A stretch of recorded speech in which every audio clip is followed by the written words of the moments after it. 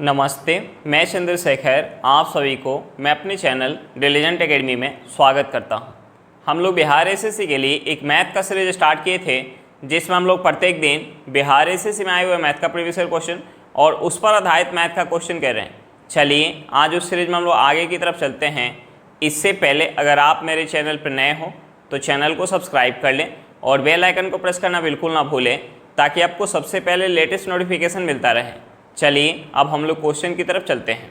देखिए हमारा क्वेश्चन क्या दिया हुआ है। हमारा क्वेश्चन है किसी कार्य को ए उतने समय में कर सकता है जितने समय में बी और सी मिलकर उस कार्य को कर सकते हैं। यदि ए और बी इस कार्य को मिलकर 10 दिन में कर सकते हैं तथा सी अकेले उसे 50 दिन में कर सकता है, तो बी अकेले उस कार्य को कितने समय में कर पाएगा। अब देखिए हमसे पूछ क्या रहा है, हमसे पूछ रहा है कि बी जो है उस काम को कितने समय में कर पाएगा। अब देखिए हमें क्वेश्चन में दिया है कि ए जो है उतने समय में कर सकता है जितने समय में बी और सी मिलकर उस कार्य को कर सकते हैं। इसका मतलब क्या होगा कि ए का जो इफिशियंसी होगा वो किसके बराबर होगा, बी प्लस सी की इफिशियंसी के बराबर होगा। अब देखिए हमें क्वेश्चन में आगे क्या दिया हुआ है, हमें क्वेश्चन में आगे दिया हुआ है कि यदि ए और बी मिलकर इस कार्य को करें तो कार्य को पूरा करने में 10 दिन का समय लग रहा है और सी जो है अकेले उस कार्य को 50 दिन में पूरा कर सकता है। तो हम सबसे पहले क्या करेंगे, इन दोनों समय का हम एलसीएम निकालेंगे। अब देखिए हमारा समय क्या दिया है 10 दिन और दूसरा समय क्या दिया 50 दिन। तो देखिए 10 और 50 का हम एलसीएम निकालेंगे तो 10 और 50 का एलसीएम हमारा क्या निकल के आ जाएगा, 10 और 50 का हमारा एलसीएम क्या निकल के आ जाएगा, 10 और 50 का एलसीएम निकल के आ जाएगा 50। हम टोटल काम को मान लेंगे 50 यूनिट, हम टोटल काम को मान लेंगे 50 यूनिट। अब देखिए इस 50 यूनिट काम को जब ए और बी मिलके कर रहे हैं, इस 50 यूनिट काम को जब ए और बी मिलके कर रहे हैं तो कितना समय लग रहा है, 10 दिन का समय लग रहा है। ए और बी मिलके कर रहे हैं तो कितना समय लग रहा है, 10 दिन का समय लग रहा है। और इस काम को जब सी अकेले कर रहा है तो कितना समय लग रहा है, 50 दिन का समय लग रहा है। तो देखिए हम यहाँ से दोनों का एफिशिएंसी निकाल सकते हैं। अब देखिए ए और बी मिलके 10 दिन में अगर 50 यूनिट काम करें तो एक दिन में कितना काम करेंगे, 5 यूनिट। सी जो है अकेले 50 दिन में अगर 50 यूनिट काम कर रहे हैं तो एक दिन में कितना काम करेगा, एक दिन में 1 यूनिट काम करेगा। अब देखिए यहाँ से हमारा ए प्लस बी का एफिशिएंसी निकल के आ गया और सी का एफिशिएंसी निकल के आ गया। और हमें क्वेश्चन में दिया हुआ है, कि ए जो है उतने समय में उस काम को कर सकता है जितने समय में बी और सी मिलकर उस काम को कर सकते हैं। इसका मतलब है कि ए का एफिशिएंसी किसके बराबर है, बी प्लस सी के एफिशिएंसी के बराबर है। ए का जो एफिशिएंसी है वो किसके बराबर है, बी प्लस सी के एफिशिएंसी के बराबर है। अब देखिए हमने मान लिया कि ए का एफिशिएंसी x यूनिट है, हमने मान लिया कि ए का एफिशिएंसी x यूनिट है तो b प्लस सी का एफिशिएंसी कितना होगा, x यूनिट। अब देखिए यहाँ से हमारा c का एफिशिएंसी क्या निकल के आया है, यहाँ से हमारा c का एफिशिएंसी 1 यूनिट निकल के आया है। तो देखिए b प्लस सी का एफिशिएंसी अगर हमें पता है और हमें c का एफिशिएंसी पता है तो हम यहाँ से b का एफिशिएंसी निकाल सकते हैं। हम यहाँ से b का एफिशिएंसी निकालने के लिए हम क्या करेंगे, b प्लस सी के एफिशिएंसी में से c का एफिशिएंसी माइनस करेंगे तो b का एफिशिएंसी क्या हो जाएगा, x माइनस 1 यूनिट हो जाएगा। अब देखिए हमें b का एफिशिएंसी पता है और हमें a का एफिशिएंसी पता है, तो देखिए हम यहाँ से लिख सकते हैं, हम यहाँ से a प्लस बी का एफिशिएंसी अगर हम निकालेंगे तो देखिए a प्लस बी का एफिशिएंसी हमें क्या पता है, 5 यूनिट। a प्लस बी का एफिशिएंसी क्या पता है, 5 यूनिट। और यहाँ से अगर हम a प्लस बी का एफिशिएंसी निकालेंगे तो a का एफिशिएंसी कितना है, 1 से, a का एफिशिएंसी कितना है, 1 से, और b का एफिशिएंसी कितना है, x माइनस 1 है, इक्वल टू क्या हो जाएगा, 5 हो जाएगा। अब देखिए हम इस इक्वेशन से x का वैल्यू निकाल सकते हैं, इस माइनस 1 को उस साइड लेके जाएंगे तो हमारा माइनस में तो प्लस में हो जाएगा, यानी 5 में 1 ऐड करेंगे ये हमारा क्या हो जाएगा, 6 हो जाएगा। और इसे ऐड करेंगे तो ये हमारा क्या हो जाएगा, 2x हो जाएगा।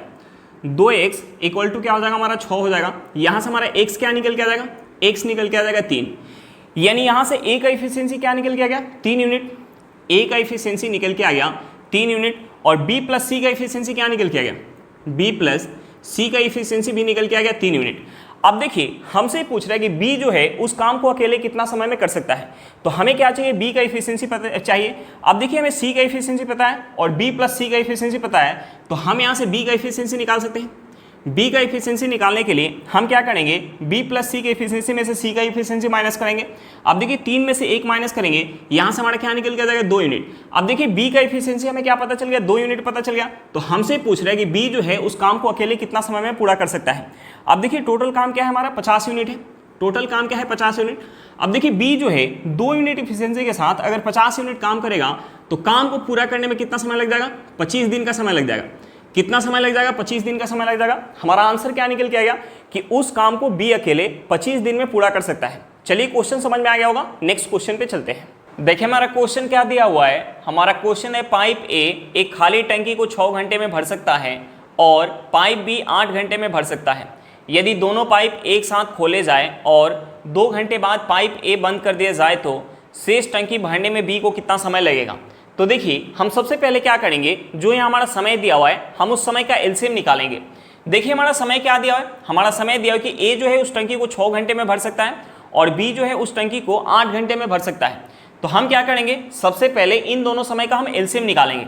तो देखिए 6 और 8 का हम एलसीएम निकालेंगे तो 6 और 8 का एलसीएम हमारा क्या निकल के आ जाएगा, 6 और 8 का एलसीएम निकल के आ जाएगा 24। हम टंकी की धारिता मान लेंगे 24 यूनिट, हम टंकी की धारिता मान लेंगे 24 यूनिट। अब देखिए 24 यूनिट पानी जब ए भर रहा है, 24 यूनिट पानी जब ए भर रहा है तो कितना समय लग रहा है, 6 घंटा का। 24 यूनिट पानी जब बी भर रहा है तो कितना समय लग रहा है, 8 घंटा का समय लग रहा है। तो हम यहाँ से दोनों का इफिशियंसी निकाल सकते हैं। अब देखिए ए जो है 6 घंटा में अगर 24 यूनिट पानी भर रहा है तो 1 घंटा में कितना पानी भरेगा, 4 यूनिट। बी जो है 8 घंटा में अगर 24 यूनिट पानी भर रहा है तो 1 घंटा में कितना पानी भरेगा, 3 यूनिट। अब देखिए यहाँ से दोनों का इफिशियंसी निकल के आ गया और हमें क्वेश्चन में आगे क्या दिया है कि दोनों पाइप एक साथ खोले जा रहे हैं, दोनों पाइप जो है एक साथ खोले जा रहे हैं, यानी ए और बी एक साथ खोले जा रहे हैं। और हमें क्वेश्चन में आगे दिया है कि 2 घंटे बाद ए को बंद कर दिया जा रहा है तो शेष टंकी भरने में बी को कितना समय लगेगा, हमसे ये पूछ रहा है। तो देखिए दोनों पाइप को जो है 2 घंटा के लिए एक साथ खोला जा रहा है, दोनों पाइप को 2 घंटा के लिए एक साथ खोला जा रहा है। तो देखिए पाइप ए जो है 1 घंटा में अगर 4 यूनिट पानी भर रहा है तो पाइप बी 1 घंटा में कितना पानी भर रहा है, 3 यूनिट। यानी दोनों मिलके 1 घंटा में कितना पानी भरेंगे, 7 यूनिट। तो देखिए 2 घंटा में दोनों मिलके कितना पानी भरेंगे, 1 घंटा में अगर 7 यूनिट पानी भरेंगे तो 2 घंटा में कितना पानी भरेंगे, 14 यूनिट। और हमें टोटल पानी भरना कितना है, हमें टोटल पानी भरना है 24 यूनिट, जिसमें से 14 यूनिट पानी जो है दोनों मिलके भर दिए। यानी शेष कितना बच गया, हम इस 24 में से 14 माइनस करेंगे, ये हमारा कितना हो जाएगा, 10 यूनिट। यानी इस शेष 10 यूनिट पानी को कौन भर रहा है, हमें क्वेश्चन में दिया कि शेष टंकी को जो है भरने में बी को कितना समय लगेगा। यानी इस शेष पानी को कौन भर रहा है, बी भर रहा है। तो देखिए बी को जो है इस 10 यूनिट पानी भरने में कितना समय लगेगा, हमें उस समय को निकालना है। तो देखिए बी जो है 1 घंटा में 3 यूनिट पानी भर रहा है तो 10 यूनिट पानी भरने में कितना समय लग जाएगा, हम इस 10 में 3 से भाग देंगे तो यहाँ से हमारा समय निकल के आ जाएगा। यानी यहाँ से हमारा समय निकल के आ गया 10/3 घंटा। हम इसे लिख सकते हैं 3 सही 1/3 घंटा। यानी शेष टंकी को बी को भरने में कितना समय लग जाएगा, 3 सही 1/3 घंटा का समय लग जाएगा। हमारा आंसर क्या निकल गया, 3 सही 1/3 घंटा निकल के आ गया। चलिए क्वेश्चन समझ में आ गया होगा, नेक्स्ट क्वेश्चन पे चलते हैं। देखिए हमारा क्वेश्चन क्या दिया हुआ है, हमारा क्वेश्चन है 84 किलोमीटर पर घंटा की गति से चल रही गाड़ी विपरीत दिशा में 6 किलोमीटर पर घंटा की गति से चल रहे एक आदमी को 4 सेकंड में पार करती है। गाड़ी की लंबाई क्या है, हमें क्या निकालना है, गाड़ी की लंबाई निकालना है। तो देखिए जब भी कोई गाड़ी किसी व्यक्ति को पार करती है या किसी खंभे को पार करती है तो उस केस में गाड़ी जो है अपनी लंबाई के बराबर दूरी चलती है। अब देखिए हमें क्वेश्चन में क्या दिया हुआ है, हमें क्वेश्चन में गाड़ी का स्पीड दिया है और हमें क्वेश्चन में क्या दिया, व्यक्ति का स्पीड दिया है और व्यक्ति को पार करने का हमें समय दिया है। तो देखिए हम यहाँ से दोनों का रिलेटिव स्पीड निकाल के और उस स्पीड में अगर हम समय से गुना करेंगे तो हमारा क्या निकल के आ जाएगा, व्यक्ति को पार करने में चली गई दूरी निकल के आ जाएगा। और व्यक्ति को पार करने में चली गई जो दूरी निकल के आएगा वो किसके बराबर होगा, गाड़ी की लंबाई के बराबर होगा। तो देखिए हमें सबसे पहले क्या निकालना पड़ेगा, हमें सबसे पहले रिलेटिव स्पीड निकालना पड़ेगा। अब देखिए यहाँ जो है दोनों एक दूसरे के विपरीत दिशा में चल रहे हैं तो यहाँ जब हम रिलेटिव स्पीड निकालेंगे तो दोनों का स्पीड क्या हो जाएगा, ऐड हो जाएगा। तो 84 किलोमीटर पर घंटा में अगर हम ऐड करेंगे 6 किलोमीटर पर घंटा तो ये हमारा क्या हो जाएगा, ये हमारा हो जाएगा 90 किलोमीटर पर घंटा। अब देखिए व्यक्ति को पार करने का हमें समय क्या दिया, 4 सेकंड का। अब देखिए हमारा जो है स्पीड निकल के आ गया और हमें क्वेश्चन में समय दिया है तो हम ऐसे डिस्टेंस निकाल सकते हैं, लेकिन जो हमें समय दिया हुआ है वो सेकंड में दिया है और जो हमारा रिलेटिव स्पीड निकल के आ रहा है वो किलोमीटर पर घंटा में निकल के आ रहा है। तो यहाँ डिस्टेंस निकालने के लिए या तो हमें इस समय को घंटा में चेंज करना पड़ेगा या हमें इस स्पीड को किलोमीटर पर घंटा से मीटर पर सेकंड में चेंज करना पड़ेगा। तो हम इस रिलेटिव स्पीड को मीटर पर सेकंड में चेंज कर लेते हैं। अब देखिए मीटर पर सेकंड में चेंज करने के लिए हम क्या करेंगे, इसमें 5/18 से गुना करेंगे तो ये हमारा मीटर पर सेकंड में चेंज हो जाएगा। अब देखिए 18 से 90 कितने बार में जाएगा, 5 बार में। हम 5 में अगर 5 से गुना करेंगे तो ये हमारा क्या हो जाएगा, 25 मीटर पर सेकंड हो जाएगा। रिलेटिव स्पीड क्या निकल जाएगा, 25 मीटर पर सेकंड। और हमें क्वेश्चन में टाइम क्या दिया हुआ है, हमें क्वेश्चन में टाइम दिया हुआ है 4 सेकंड का। अब देखिए हमें जो है स्पीड पता है और टाइम पता है, तो हम यहाँ से डिस्टेंस निकाल सकते हैं। डिस्टेंस निकालने के लिए हम क्या करेंगे, स्पीड में, स्पीड क्या है 25 मीटर पर सेकंड, स्पीड में हम टाइम से गुना करेंगे। टाइम हमारा क्या है 4 सेकंड। तो देखिए 25 में अगर हम 4 से गुना करेंगे तो ये हमारा क्या हो जाएगा, 100 हो जाएगा। यानी गाड़ी का लंबाई क्या निकल के आएगा, 100 मीटर। यानी व्यक्ति को पार करने में चली गई दूरी क्या निकल के आएगा, 100 मीटर। और जो व्यक्ति को पार करने में चली गई दूरी होगा वो किसके बराबर होगा, गाड़ी की लंबाई के बराबर। और हमसे गाड़ी की लंबाई पूछ रहा था, तो गाड़ी की लंबाई क्या निकल के आ गया, 100 मीटर निकल के आ गया। चलिए क्वेश्चन समझ में आ गया होगा, नेक्स्ट क्वेश्चन पे चलते हैं। देखिए हमारा क्वेश्चन क्या दिया हुआ है। हमारा क्वेश्चन, एक आदमी स्थिर पानी में 4 किलोमीटर पर घंटा की दर से तैर सकता है। यदि पानी की चाल 2 किलोमीटर पर घंटा हो तो 10 किलोमीटर ऊर्ध्व प्रवाह तैरने के लिए उसे कितना समय लगेगा। अब देखिए यहाँ जो व्यक्ति 10 किलोमीटर ऊर्ध्व प्रवाह तैर रहा है, ऊर्ध्व प्रवाह का मतलब क्या होता है, धारा के विपरीत। तो देखिए जब व्यक्ति धारा के विपरीत जाएगा तो उस केस में क्या होगा, व्यक्ति का स्पीड और धारा का स्पीड माइनस हो जाएगा। अब देखिए हमें क्वेश्चन में क्या दिया है, हमें क्वेश्चन में व्यक्ति का स्पीड दिया है। हमें व्यक्ति का स्पीड क्या दिया, 4 किलोमीटर पर घंटा। और हमें क्वेश्चन में क्या दिया है, धारा की स्पीड, यानी पानी का हमें चाल दिया हुआ है। पानी के चाल हमें क्या दिया, 2 किलोमीटर पर घंटा। तो व्यक्ति जब धारा के विपरीत जाएगा तो उस केस में क्या हो जाएगा, व्यक्ति का स्पीड और धारा की स्पीड माइनस हो जाएगा। अब देखिए 4 किलोमीटर पर घंटा में से 2 किलोमीटर पर घंटा हम माइनस करेंगे तो ये हमारा क्या हो जाएगा, 2 किलोमीटर पर घंटा हो जाएगा। यानी धारा के विपरीत व्यक्ति का स्पीड क्या हो जाएगा, 2 किलोमीटर पर घंटा हो जाएगा। अब देखिए हमें स्पीड पता चल गया और हमसे पूछ रहे हैं कि 10 किलोमीटर तैरने में व्यक्ति को कितना समय लगेगा। अब देखिए हमें डिस्टेंस पता है और हमें स्पीड पता है, तो हम यहाँ से टाइम निकाल सकते हैं। टाइम निकालने के लिए हम क्या करेंगे, डिस्टेंस में यानी 10 किलोमीटर में हम भाग देंगे स्पीड से। स्पीड क्या है, 2 किलोमीटर पर घंटा। अब देखिए 2 से 10 कितने बार में जाएगा, 5 बार में। यानी यहाँ से हमारा समय क्या निकल के आ जाएगा, 5 घंटा। यानी उस व्यक्ति को 10 किलोमीटर ऊर्ध्व प्रवाह तैरने के लिए कितना समय लगेगा, 5 घंटा का समय लगेगा। हमारा आंसर क्या निकल के आ गया, 5 घंटा निकल के आ गया। चलिए क्वेश्चन समझ में आ गया होगा, नेक्स्ट क्वेश्चन पे चलते हैं। देखिए हमारा क्वेश्चन क्या दिया हुआ है। हमारा क्वेश्चन है, यदि x² + 3x + 1 = 0 तो x³ + 1/x³ का मान कितना होगा। हमें क्या निकालना है, x³ + 1/x³ का मान निकालना है। अब देखिए हमें क्वेश्चन में इक्वेशन क्या दिया हुआ है, हमें इक्वेशन दिया हुआ है x² + 3x + 1 = 0 दिया है। अब देखिए हम इस इक्वेशन में गुना कर लेते हैं 1/x से। तो देखिए इस इक्वेशन में अगर हम गुना करेंगे 1/x से तो यहाँ से हमारा हो जाएगा, ये हमारा हो जाएगा x प्लस ये हमारा हो जाएगा 3 प्लस ये हमारा हो जाएगा 1/x = 0। अब देखिए हम यहाँ से लिख सकते हैं x + 1/x = इस 3 को अगर हम उस साइड लेके जाएंगे तो हमारा प्लस में है तो माइनस में हो जाएगा। यानी यहाँ से हमारा क्या हो जाएगा, -3 हो जाएगा। अब देखिए यहाँ से हमारा निकल के आ गया x + 1/x = निकल के आ गया। और हमसे पूछ रहा है x³ + 1/x³ = हमसे पूछ रहा है। तो देखिए एक हमारा फार्मूला होता है कि x + 1/x = a, तो हमारा हो जाएगा x³ + 1/x³ = हमारा हो जाएगा a³ - 3a। अब देखिए यहाँ हमारा x + 1/x = पता है, तो हम यहाँ से x³ + 1/x³ = निकाल सकते हैं। यहाँ से हमारा क्या हो जाएगा, -3 का क्यू माइनस ये हमारा हो जाएगा 3 × -3। अब देखिए यहाँ से हमारा क्या हो जाएगा, हम इसका अगर क्यू करेंगे तो ये हमारा हो जाएगा -27। हम यहाँ अगर -3 में -3 से गुना करेंगे तो ये हमारा क्या हो जाएगा, +9। अब देखिए 27 माइनस का है और ये +9 है, हम इसे ऐड करेंगे तो ये हमारा क्या हो जाएगा, -18 हो जाएगा। यानी यहाँ से हमारा x³ + 1/x³ = क्या निकल के आ गया, -18 निकल के आ गया। हमारा आंसर क्या निकल के आ गया, -18 निकल के आ गया। चलिए क्वेश्चन समझ में आ गया होगा, नेक्स्ट क्वेश्चन पे चलते हैं। देखिए हमारा क्वेश्चन क्या दिया हुआ है। हमारा क्वेश्चन है, किसी समकोण त्रिभुज का एक न्यून कोण दूसरे का दुगुना है। यदि इसके कर्ण की लंबाई 10 सेंटीमीटर हो तो इसका क्षेत्रफल कितना होगा। हमें क्या निकालना, समकोण त्रिभुज का क्षेत्रफल निकालना है। तो देखिए समकोण त्रिभुज के क्षेत्रफल का फॉर्मूला क्या होता है, 1/2 गुणे आधार गुणे ऊंचाई तो देखिए हमें क्षेत्रफल निकालने के लिए सबसे पहले समकोण त्रिभुज का आधार और ऊंचाई निकालना होगा। अब देखिए हम यहाँ सबसे पहले एक समकोण त्रिभुज का फिगर बना लेते हैं। हम यहाँ सबसे पहले एक समकोण त्रिभुज का हम फिगर बना लेते हैं। अब देखिए हमने मान लिया कि ये वाला जो एंगल है वो 90 डिग्री है, ये वाला जो एंगल है वो 90 डिग्री है।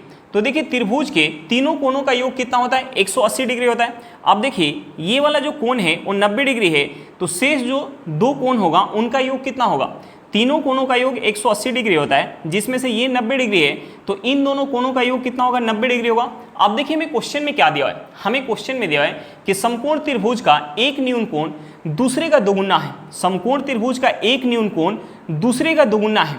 तो देखिए अगर ये वाला न्यून कोण अगर 30 डिग्री का होगा, ये वाला न्यून कोण अगर 30 डिग्री का होगा, तो ये वाला न्यून कोण इसका दोगुना होगा, यानी ये कितना होगा, 60 डिग्री का होगा। अब देखिए इन दोनों का योग कितना होगा, 90 डिग्री, और ये हमारा कितना है, 90 डिग्री, यानी यहाँ से त्रिभुज के तीनों कोणों का अगर हम योग करेंगे तो कितना निकल के आ जाएगा, 180 डिग्री निकल के आ जाएगा। अब देखिए यहाँ से इस समकोण त्रिभुज का तीनों कोण हमें पता चल गया। अब देखिए ये वाला हमारा जो कोण है वो कितना है, 60 डिग्री है। तो देखिए जब 60 डिग्री होता है तो त्रिभुज के तीनों भुजा का एक हमारा लंबाई का रेशियो होता है। देखिए जब ये 60 डिग्री है तो अगर लंब जो है अगर √3 होगा, लंब अगर √3 होगा तो आधार कितना होगा, 1 होगा, और कर्ण कितना होगा, 2 होगा। अब देखिए हमें क्वेश्चन में इस त्रिभुज का कर्ण कितना दिया हुआ है, 10 सेंटीमीटर, यानी इस 2 यूनिट का वैल्यू हमें क्वेश्चन में कितना दिया है, 10 सेंटीमीटर दिया है। इस 2 यूनिट का वैल्यू हमें क्वेश्चन में 10 सेंटीमीटर दिया है, तो हम यहाँ से इस 1 यूनिट का वैल्यू निकाल सकते हैं। 2 यूनिट का वैल्यू अगर 10 सेंटीमीटर है तो 1 यूनिट का वैल्यू कितना हो जाएगा, 5 सेंटीमीटर हो जाएगा। अब देखिए मैं 1 यूनिट का वैल्यू पता चल गया तो हम यहाँ से √3 यूनिट का वैल्यू निकाल सकते हैं। √3 यूनिट का वैल्यू कितना हो जाएगा, 5 × √3 सेंटीमीटर। अब देखिए यहाँ से हमें लंब पता चल गया और हमें आधार पता चल गया, तो हम यहाँ से इस त्रिभुज का क्षेत्रफल निकाल सकते हैं। त्रिभुज का क्षेत्रफल हो जाएगा 1/2 गुने आधार गुने ऊंचाई, यानी लंब हमारा क्या है, 5 × √3। अब देखिए यहाँ से हमारा क्या हो जाएगा, यहाँ से हमारा हो जाएगा 25/2 × √3 सेंटीमीटर स्क्वायर। यहाँ से त्रिभुज का क्षेत्रफल क्या निकल के आ गया, 25/2 √3 सेंटीमीटर स्क्वायर निकल के आ गया। हमारा आंसर क्या निकल के आ गया, 25/2 √3 सेंटीमीटर स्क्वायर निकल के आ गया। चलिए क्वेश्चन समझ में आ गया होगा, नेक्स्ट क्वेश्चन पे चलते हैं। देखिए हमारा क्वेश्चन क्या दिया हुआ है, हमारा क्वेश्चन है 10,000 रुपये का मूलधन पहले वर्ष में 10% वार्षिक की दर पर और दूसरे वर्ष में 12% वार्षिक की दर पर 2 वर्षों का चक्रवृद्धि ब्याज जोड़कर कितने रुपया हो जाएगा। अब देखिए हमसे क्वेश्चन में पूछ क्या रहा है, हमसे पूछ रहा है 2 वर्ष बाद का अमाउंट पूछ रहा है। अब देखिए हमें क्वेश्चन में क्या दिया है, हमें क्वेश्चन में प्रिंसिपल दिया हुआ है। हमें प्रिंसिपल कितना दिया है, 10,000 रुपया। हमें प्रिंसिपल कितना दिया है, 10,000 रुपया दिया है। अब देखिए पहले वर्ष का हमें ब्याज क्या दिया है, 10% वार्षिक दिया है। तो देखिए पहले वर्ष के अंत में अमाउंट कितना हो जाएगा, पहले वर्ष में अमाउंट कितना हो जाएगा, प्रिंसिपल का 110% हो जाएगा। पहले वर्ष में अमाउंट कितना हो जाएगा, प्रिंसिपल का 110% हो जाएगा। अब देखिए जब ब्याज चक्रवृद्धि ब्याज के दर से काउंट होता है तो पहले वर्ष के अंत में जो हम ब्याज प्रिंसिपल में ऐड करके अमाउंट निकालते हैं वो अमाउंट दूसरे वर्ष के लिए क्या बन जाता है, प्रिंसिपल बन जाता है। यानी दूसरे वर्ष के लिए ये हमारा क्या बन जाएगा, प्रिंसिपल बन जाएगा। अब देखिए दूसरे वर्ष का रेट ऑफ इंटरेस्ट हमें क्वेश्चन में क्या दिया, 12%। यानी दूसरे वर्ष के अंत में अमाउंट कितना हो जाएगा, इस प्रिंसिपल का 112% हो जाएगा, इस प्रिंसिपल का 112% हो जाएगा। अब देखिए हम यहाँ से 2 जीरो से 2 जीरो काट सकते हैं, हम इस 2 जीरो से 2 जीरो को काट सकते हैं। अब देखिए हम यहाँ गुना करेंगे तो ये हमारा कितना है, 110 गुने ये हमारा कितना है, 112। अब देखिए हम यहाँ अगर गुना कर ले तो ये हमारा हो जाएगा 0। 11 से अगर हम करेंगे तो ये हमारा हो जाएगा 11 दूनी 22, हाथ में 2, ये हमारा हो जाएगा 11 में 2 ऐड करेंगे ये हमारा कितना हो जाएगा 13, हाथ में 1 आ जाएगा, ये 11 और 1 कितना हो जाएगा, 12 हो जाएगा। यानी यहाँ से हमारा 2 वर्ष बाद का अमाउंट कितना निकल के आ गया, 2 वर्ष बाद का हमारा अमाउंट निकल के आ गया 12,320 रुपये निकल के आ गया। हमारा आंसर कितना निकल के आ गया, 12,320 रुपया। चलिए क्वेश्चन समझ में आ गया होगा, नेक्स्ट क्वेश्चन पे चलते हैं। देखिए हमारा क्वेश्चन क्या दिया हुआ है, हमारा क्वेश्चन है किसी राशि पर 5% वार्षिक की दर से 3 वर्षों और 4 वर्षों में प्राप्त साधारण ब्याजों में 42 रुपये का अंतर है, वह राशि ज्ञात करें। हमें क्या निकालना, प्रिंसिपल निकालना है। अब देखिए यहाँ जो ब्याज काउंट हो रहा है साधारण ब्याज के दर से ब्याज काउंट हो रहा है। तो देखिए जब ब्याज साधारण ब्याज के दर से काउंट होता है तो हमें प्रत्येक साल ब्याज क्या मिलता है, बराबर मिलता है। यानी पहले साल अगर हमें प्रिंसिपल का 8% ब्याज मिलेगा तो दूसरे साल भी हमें प्रिंसिपल का 8% ही ब्याज मिलेगा। अब देखिए हमें इस क्वेश्चन में क्या दिया हुआ है, हमें इस क्वेश्चन में रेट ऑफ इंटरेस्ट दिया हुआ है। हमें रेट ऑफ इंटरेस्ट कितना दिया, 5%। और हमें क्वेश्चन में क्या दिया, 3 वर्ष और 4 वर्ष में प्राप्त जो है साधारण ब्याज का अंतर दिया हुआ है। हमें अंतर कितना दिया, 42 रुपया। तो देखिए यहाँ जो ब्याज साधारण ब्याज के दर से काउंट हो रहा है और हमें रेट ऑफ इंटरेस्ट 5% दिया हुआ है, यानी प्रत्येक साल हमें प्रिंसिपल का 5% ब्याज मिलेगा। तो 4 साल में हमें 4 साल में प्रिंसिपल का टोटल जो है कितना प्रतिशत ब्याज मिल जाएगा, 4 गुने 5% ब्याज मिल जाएगा। और 3 साल में प्रिंसिपल का टोटल जो है कितना ब्याज मिल जाएगा, 5% के दर से, 3 गुने 5%। अब देखिए यहाँ से हम अंतर निकालेंगे तो यहाँ से 3 वर्ष और 4 वर्ष में प्राप्त साधारण ब्याज का अंतर निकल के आएगा परसेंटेज में। तो देखिए यहाँ से हमारा क्या हो जाएगा, ये हमारा हो जाएगा 20% और ये हमारा क्या हो जाएगा 15%। यहाँ से हमारा अंतर क्या निकल के आ जाएगा, अंतर निकल के आ जाएगा 5%। यानी 4 वर्ष और 3 वर्ष में प्राप्त साधारण ब्याज का अंतर क्या निकल के आएगा, 5% निकल के आएगा। और हमें क्वेश्चन में अंतर क्या दिया हुआ है, हमें क्वेश्चन में अंतर दिया हुआ है 42 रुपया। यानी इस 5% का वैल्यू हमें क्वेश्चन में क्या दिया, 42 रुपया। और हमसे पूछ क्या रहा है, प्रिंसिपल। तो देखिए प्रिंसिपल अपने आप में क्या होगा, 100%। हमें 5% का वैल्यू पता है तो हम यहाँ से 100% का वैल्यू निकाल सकते हैं। हमें 5% का वैल्यू पता है तो हम यहाँ से 100% का वैल्यू निकाल सकते हैं। अब देखिए इस 5 को अगर हमें 100 बनाना है तो इस 5 में अगर हम 20 से गुना करेंगे तो ये हमारा 100 बन जाएगा। अगर हम इस साइड 20 से गुना करेंगे तो हमें इस साइड भी 20 से गुना करना पड़ेगा। अब देखिए 42 में अगर हम 20 से गुना करेंगे तो ये हमारा कितना हो जाएगा, 840 रुपया। यानी यहाँ से हमारा प्रिंसिपल क्या निकल के आ गया, 840 रुपये निकल के आ गया। हमारा आंसर क्या निकल के आ गया, 840 रुपये निकल के आ गया। चलिए क्वेश्चन समझ में आ गया होगा, नेक्स्ट क्वेश्चन पे चलते हैं। देखिए हमारा क्वेश्चन क्या दिया हुआ है, हमारा क्वेश्चन है चावल के मूल्य में 2% की कमी की गई है। जिस धनराशि से पहले 49 केजी चावल खरीदा जा सकता था उससे अब कितना चावल खरीदा जा सकेगा। अब देखिए हमें क्वेश्चन में क्या दिया हुआ है, हमें क्वेश्चन में दिया हुआ कि चावल के मूल्य में 2% की कमी की गई। तो हमसे पूछ रहा है कि जिस धनराशि से पहले 49 केजी चावल खरीदा जा सकता था उस धनराशि से अब कितना चावल खरीदा जा सकेगा। यानी सेम धनराशि खर्च किया जा रहा है, यानी पहले चावल खरीदने में जितना धनराशि खर्च किया जा रहा था अभी भी उतना ही धनराशि खर्च किया जा रहा है। यानी खर्च क्या है, फिक्स है। देखिए खर्च फिक्स है तो जो हमारा कीमत का रेशियो होगा उसका अपोजिट हमारा क्या हो जाएगा, खपत का रेशियो। तो देखिए हमें क्वेश्चन में दिया है कि मूल्य में जो है 2% की कमी की जा रही है। तो हम यहाँ से कीमत का रेशियो निकाल सकते हैं। देखिए कीमत का रेशियो निकालने के लिए हम सबसे पहले इस प्रतिशत को हम फ्रैक्शन में चेंज करेंगे। कीमत में 2% का कमी हो रहा है तो हम इसे फ्रैक्शन में चेंज करेंगे तो ये हमारा कितना हो जाएगा, 1/50 हो जाएगा। तो देखिए हम यहाँ से कीमत का रेशियो निकाल सकते हैं, हम यहाँ से कीमत का रेशियो निकाल सकते हैं। पहले कीमत अगर 50 यूनिट होगा तो 50 पे 1 का कमी होने के बाद कीमत कितना हो जाएगा, 49 यूनिट। अब देखिए हमारा कीमत का रेशियो निकल के आ गया तो हम यहाँ से खपत का रेशियो निकाल सकते हैं। हम यहाँ से खपत का रेशियो निकाल सकते हैं। देखिए खर्च क्या है, फिक्स है, तो जो हमारा कीमत का रेशियो होगा उसका अपोजिट हमारा क्या हो जाएगा, खपत का रेशियो। यानी खपत का रेशियो हो जाएगा 49/50। यानी पहले खपत अगर 49 यूनिट हो रहा होगा तो अब जो है खपत कितना हो जाएगा, 50 यूनिट। यानी पहले जो है जिस राशि में 49 यूनिट जो है चावल खरीदा जा सकता था अब जो है उस राशि में 50 यूनिट चावल खरीदा जा सकेगा। यानी पहले जो है 49 यूनिट चावल खरीदा जा सकता था, लेकिन हमें क्वेश्चन में क्या दिया कि 49 केजी चावल खरीदा जा सकता था। यानी इस 49 यूनिट का वैल्यू हमें क्वेश्चन में क्या दिया, 49 केजी दिया है। तो देखिए 49 यूनिट का वैल्यू हमें 49 केजी दिया हुआ है तो हम यहाँ से 50 यूनिट का वैल्यू निकाल सकते हैं। 50 यूनिट का वैल्यू क्या हो जाएगा, 50 केजी। यानी पहले जिस राशि में 49 केजी चावल खरीदा जा सकता था उस राशि में अब जो है 50 केजी चावल खरीदा जा सकेगा। हमारा आंसर क्या निकल गया, 50 केजी। चलिए क्वेश्चन समझ में आ गया होगा, नेक्स्ट क्वेश्चन पे चलते हैं। देखिए हमारा क्वेश्चन क्या दिया हुआ है, हमारा क्वेश्चन है 2 मिश्र धातुओं में टीन और लोहा क्रमशः 1:2 और 2:3 के अनुपात में है। यदि दोनों मिश्र धातुओं को क्रमशः 3:4 के अनुपात में मिश्रित कर दिया जाता है तो नई बनी मिश्र धातु में टीन और लोहे का अनुपात ज्ञात करें। अब देखिए हमें क्वेश्चन में क्या दिया हुआ है, हमें क्वेश्चन में 2 मिश्र धातु दिया हुआ है जिसमें हमें टीन और लोहा का रेशियो दिया है। हमें क्वेश्चन में टीन और लोहा का हमें रेशियो दिया है।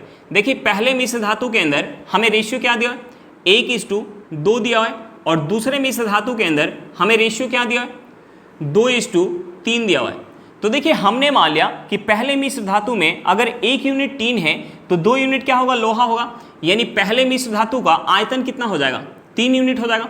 अब देखिए दूसरे मिश्र धातु में अगर 2 यूनिट टीन है तो 3 यूनिट क्या है, लोहा है। यानी दूसरे मिश्र धातु का आयतन कितना हो जाएगा, 5 यूनिट हो जाएगा। अब देखिए हम सबसे पहले क्या करेंगे, दोनों मिश्र धातु के आयतन को हम बराबर करेंगे। अब देखिए पहले का आयतन कितना है, 3 यूनिट, और दूसरे का आयतन कितना है, 5 यूनिट। तो देखिए 3 और 5 को बराबर करने के लिए हम क्या कर सकते हैं, अगर 3 में हम 5 से गुणा कर लें और इस 5 में हम 3 से गुणा कर लें तो ये दोनों आपस में बराबर हो जाएगा। अब देखिए अगर हम यहाँ 5 से गुणा करें तो हमें इस रेशियो में 5 से गुणा करना पड़ेगा। अगर हम यहाँ 3 से गुणा करें तो हमें इस रेशियो में 3 से गुणा करना पड़ेगा। अब देखिए दोनों का आयतन बराबर हो गया। अब हमें क्वेश्चन में आगे क्या दिया हुआ है कि यदि दोनों मिश्र धातुओं को क्रमशः 3:4 के अनुपात में मिश्रित कर दिया जाए, यानी पहले मिश्र धातु का अगर हम 3 यूनिट लेंगे तो हमें दूसरे मिश्र धातु का 4 यूनिट लेके मिश्रित करना है। तो देखिए हम पहले मिश्र धातु का 3 यूनिट अगर लेंगे तो हमें जो है दूसरे मिश्र धातु का 4 यूनिट लेना है। अब देखिए हम क्या करेंगे, इस रेशियो में 5 से और 3 से गुणा करेंगे और इस रेशियो में हम 3 से और 4 से गुणा करेंगे। उसके बाद जो हमारा रेशियो निकल के आएगा हम वहाँ उस रेशियो में 3 से 3 को ऐड कर देंगे और लोहा से लोहा का ऐड कर देंगे, तो हमारा निकल के आ जाएगा नई मिश्र धातु में 3 और लोहा का रेशियो। अब देखिए हमें जो है यहाँ इस रेशियो में 5 और 3 से गुणा करना है और इस रेशियो में 3 और 4 से गुणा करना है। तो देखिए इस रेशियो में भी हम 3 से गुणा करें और इस रेशियो में भी हम 3 से गुणा करें तो हम यहाँ 3 से 3 को काट लेते हैं। अब देखिए हम यहाँ सिर्फ 5 से गुणा करेंगे, तो इस रेशियो में अगर हम 5 से गुणा करेंगे तो ये हमारा हो जाएगा 5:10 हो जाएगा। इस रेशियो में हम 4 से गुणा करेंगे तो ये हमारा क्या हो जाएगा, 8:12 हो जाएगा। अब देखिए हम यहाँ 3 से 3 को ऐड करेंगे, 5 में अगर हम 8 ऐड करेंगे तो ये हमारा क्या हो जाएगा, 13 हो जाएगा। और हम यहाँ लोहा को लोहा से ऐड करेंगे तो ये हमारा क्या हो जाएगा, 22 हो जाएगा। यानी नई मिश्र धातु में टीन और लोहा का रेशियो हमारा क्या निकल के आ गया, 13:22 निकल के आ गया। हमारा आंसर क्या निकल के आ गया, 13:22 निकल के आ गया। चलिए क्वेश्चन समझ में आ गया होगा। आज के लिए इतना ही, फिर मिलते हैं नेक्स्ट क्लास में। अगर क्लास अच्छा लगे तो क्लास को लाइक करिएगा। अगर आप मेरे चैनल पर नए हो तो चैनल को सब्सक्राइब करिएगा और क्लास को अपने दोस्तों के साथ शेयर करना बिल्कुल मत भूलिएगा। चलिए बाय बाय।